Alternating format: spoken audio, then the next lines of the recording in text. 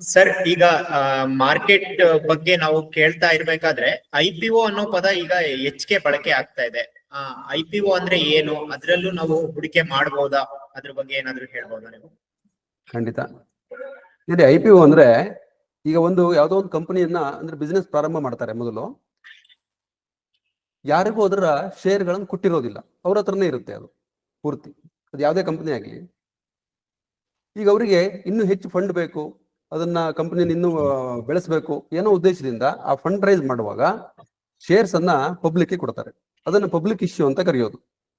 ಆಗ ಏನ್ ಮಾಡ್ತಾರೆ, ಈಗ ಸ್ಟಾರ್ಟಿಂಗ್ ಅಲ್ಲಿ ಒಂದು 5% 8% ಎಷ್ಟೋ ಅಲ್ಲಿ ಕಂಪನಿಯವರು ಡಿಸೈಡ್ ಮಾಡಿದಷ್ಟು ಶೇರ್ಸ್ ಅನ್ನ ಜನರಿಗೆ ಕೊಡ್ತಾರೆ. ಹಾಗೆ ಜನರಿಗೆ ಕೊಡೋದೇ ಈ IPO ಅಂತ ಹೇಳೋದು. ಅವಾಗ ಅದನ್ನ ನಾವು ಪ್ರೈಮರಿ ಮಾರ್ಕೆಟ್ ಅಂತಾನು ಕರಿತೀವಿ. ಸೆಕೆಂಡರಿ ಮಾರ್ಕೆಟ್ ಅಂದ್ರೆ ನಾವಿಲ್ಲಿ ಓಪನ್ ಮಾರ್ಕೆಟ್ ಅಲ್ಲಿ ಖರೀದಿ ಮಾಡೋದು. ನಂತರ ಇದು ಪ್ರಾರಂಭದಲ್ಲಿ ಸಿಗುವಂತದ್ದು. ಹಾಗಾಗಿ ಪ್ರೈಮರಿ ಮಾರ್ಕೆಟ್ ಅಲ್ಲಿ ನಾವು ಅಪ್ಲಿಕೇಶನ್ ಹಾಕಿ, ಈಗೆಲ್ಲ ಆನ್ಲೈನ್ ಅದು, ಅಲ್ಲಿ ಅಲಾಟ್ ಮಾಡ್ತಾರೆ. ಅಲಾಟ್ ಆದ್ರೆ ನಮಗೆ ಆ ಶೇರ್ ಸಿಗುತ್ತೆ.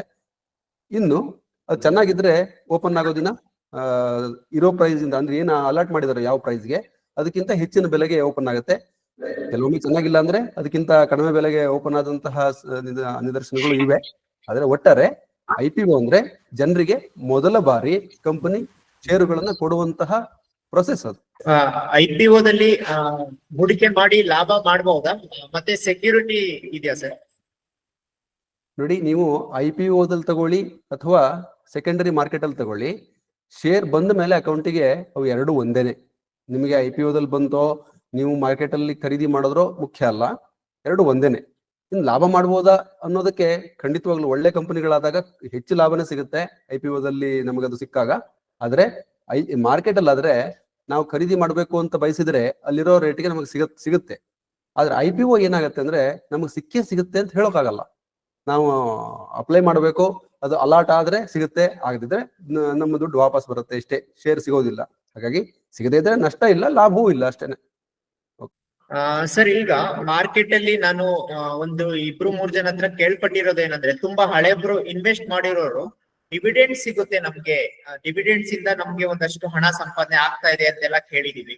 ಈ ಹೂಡಿಕೆ ಮಾಡೋ ಮೂಲಕ ಡಿವಿಡೆಂಡ್ಸ್ ಕೂಡ ಪಡ್ಕೋಬಹುದು ಅಂತ ಹೇಳ್ತಾರಲ್ಲ, ಅದು ಹೇಗೆ, ಅದ್ರ ಬಗ್ಗೆ ಏನಾದ್ರು ಹೇಳ್ಬೇಕು? ಒಳ್ಳೆ ಪ್ರಶ್ನೆ.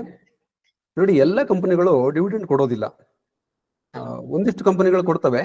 ಅದರಲ್ಲಿ ಹೆಚ್ಚಿನ ಕಂಪನಿಗಳು PSUಗಳು ಅಂದ್ರೆ ಗೌರ್ಮೆಂಟ್ ಕಂಪನಿಗಳೇನಿದೆಯೋ ಇವು ಹೆಚ್ಚು ಡಿವಿಡೆಂಡ್ ಅನ್ನು ಕೊಡ್ತವೆ. ಈ ಡಿವಿಡೆಂಡ್ ಅಂದ್ರೆ ಏನಂದ್ರೆ, ಕಂಪನಿ ವ್ಯವಹಾರ ಮಾಡಿ ಒಂದಿಷ್ಟು ಲಾಭ ಮಾಡುತ್ತೆ. ಈಗ ಎಷ್ಟೋ ಕಂಪನಿಗಳು ಲಾಭ ಬಂದಾಗ ಆ ಲಾಭವನ್ನು ಮತ್ತೆ ಅದೇ ಬಿಸಿನೆಸ್ ಅಲ್ಲಿ ತೊಡಗಿಸಿ ಬಿಸಿನೆಸ್ ಅನ್ನು ಬೆಳೆಸ್ತಾ ಹೋಗ್ತವೆ.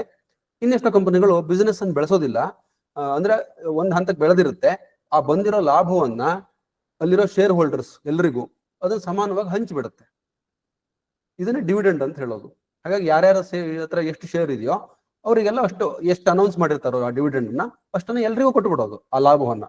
ಇದು ಡಿವಿಡೆಂಡ್.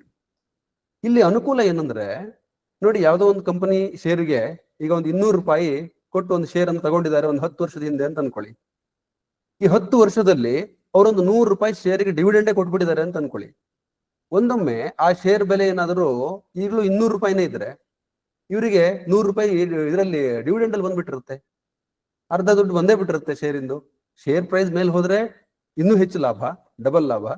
ಒಂದೊಮ್ಮೆ ಹೋಗದೇ ಇದ್ರು ಡಿವಿಡೆಂಡ್ ಅಲ್ಲಿ ಸಾಕಷ್ಟು ದುಡ್ಡು ಬಂದ್ಬಿಡುತ್ತೆ. ಹಾಗಾಗಿ ಈ ಡಿವಿಡೆಂಡ್ ಈಲ್ಡ್ ಚೆನ್ನಾಗಿರುವಂತಹ ಶೇರ್ಗಳು ದೀರ್ಘಾವಧಿಯಲ್ಲಿ ಒಳ್ಳೆ ಲಾಭವನ್ನೇ ಕೊಡ್ತವೆ. ಅಂದ್ರೆ ಡಿವಿಡೆಂಡ್ ಅಲ್ಲಿ ಆದ್ರೂ ಶೇರ್ ಪ್ರೈಸ್ ಎಷ್ಟೋ ಸ್ಟಾಕ್ಗಳು ಮೇಲೆ ಹೋಗಿವೆ, ಬೆಲೆ ಸಹ ಅದು ಎರಡು ರೀತಿಯಲ್ಲೂ ಲಾಭ ಕೊಟ್ಟ ಹಾಗೆ. ಹಾಗಾಗಿ ಡಿವಿಡೆಂಡ್ ಕೊಡ್ತಾ ಇದ್ರೆ ದೀರ್ಘಾವಧಿಯ ಹೂಡಿಕೆದಾರರಿಗೆ ಒಂಥರ ಅನುಕೂಲವೇ ಹೆಚ್ಚು.